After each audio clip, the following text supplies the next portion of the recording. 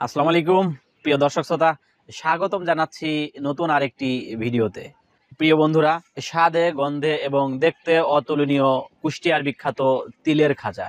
হ্যাঁ প্রিয় দর্শক শ্রোতা, আপনি যদি ঢাকা টু খুলনা যাওয়া আসা করে থাকেন বাস অথবা ট্রেনে, তাহলে আপনি লক্ষ্য করলেই দেখতে পারবেন তিলের খাজা ফেরি করে বিক্রি করা হচ্ছে।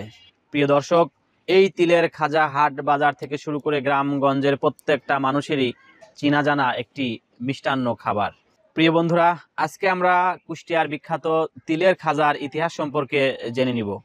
তো বন্ধুরা, চলুন আমরা মূল পর্ব দেখতে থাকি। তিলের খাজা হলো বাংলাদেশের কুষ্টিয়া জেলায় উৎপন্ন তিল দিয়ে তৈরি এক প্রকার মিষ্টান্ন, যা কুষ্টিয়া সহ সারা দেশেই খুবই জনপ্রিয়। বাংলাদেশের শহর মফস্বল থেকে শুরু করে গ্রামগঞ্জেও এটি খুবই জনপ্রিয়। কিছুটা আঠালো ধরনের এই খাজার আকৃতি চ্যাপ্টা ও লম্বাটে ধরনের হয়ে থাকে। এর উপরে খোসা ছাড়ানো তিল মাখানো থাকে এবং ভিতরে খানিকটা ফাঁপা হয়ে থাকে। প্রিয় দর্শক শ্রোতা, এখন আমরা এই তিলের খাজার উৎপত্তি সম্পর্কে জানব। কুষ্টিয়ার বিখ্যাত এই মিষ্টান্নের উৎপত্তি নিয়ে কতিপয় মতবাদ রয়েছে। ইতিহাস অনুযায়ী ভারত অবিভক্ত থাকাকালীন এই খাজার আবির্ভাব ঘটে তৎকালীন পূর্ববঙ্গের কুষ্টিয়ায়। কুষ্টিয়া অঞ্চলের সনাতন ধর্মাবলম্বীদের মধ্যে পাল সম্প্রদায় এ খাদ্যটি তৈরি করত।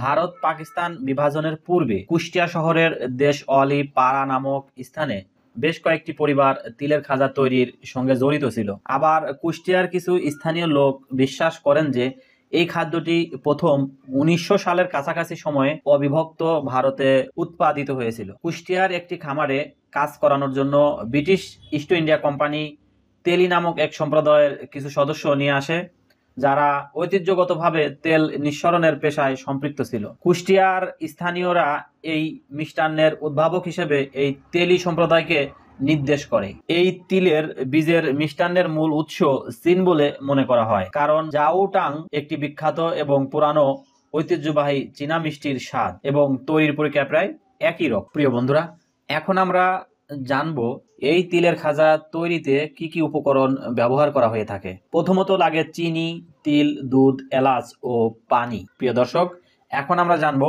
প্রস্তুত প্রণালী। প্রথমে চিনি, পানি, দুধ ইত্যাদি কড়াইয়ে দিয়ে 10 থেকে 12 মিনিট ফোটানো হয়। এভাবে চিনি গলে গিয়ে অন্যান্য উপকরণের সাথে মিশে যাবে। এরপর এই উত্তপ্ত মিশ্রণ বা স্বচ্ছা চিনের লইকে ঠান্ডা হওয়ার জন্য পাত্র হতে ঢেলে রাখা হয়। ঠান্ডা হয়ে গেলে এই আঠালো চিনির মিশ্রণ বা লই উঠিয়ে একটি আংটায় বেঁধে টানা হয়। সাধারণত কয়েক মিনিট পর দুজন মিলে এই আঠালো মিশ্রণকে টেনে টেনে লম্বা করার প্রক্রিয়াটি সম্পূর্ণ করে। এর ফলে ভিতরের ফাঁপার সৃষ্টি হয় এবং রং সাদা হয়ে যায়। ফাঁপা অংশগুলোকে বারবার ভাঁজ করা হয় যাতে অনেকগুলো ছিদ্র হয়। এরপর টেবিলে কিছুক্ষণ রেখে দিয়ে পরে সুবিধাজনক আকারে টুকরো করে কেটে নেওয়া হয়। তারপর এই টুকরোগুলোতে হাতের সাহায্যে তিল মাখাতে হয়। প্রিয় দর্শক, তিল মাখানোর পরেই একটি পরিপূর্ণ তিলের খাজাতে রূপান্তর হয়। প্রিয় দর্শক, কেমন লাগলো আজকের এই প্রতিবেদনটি? অবশ্যই ভালো লেগেছে।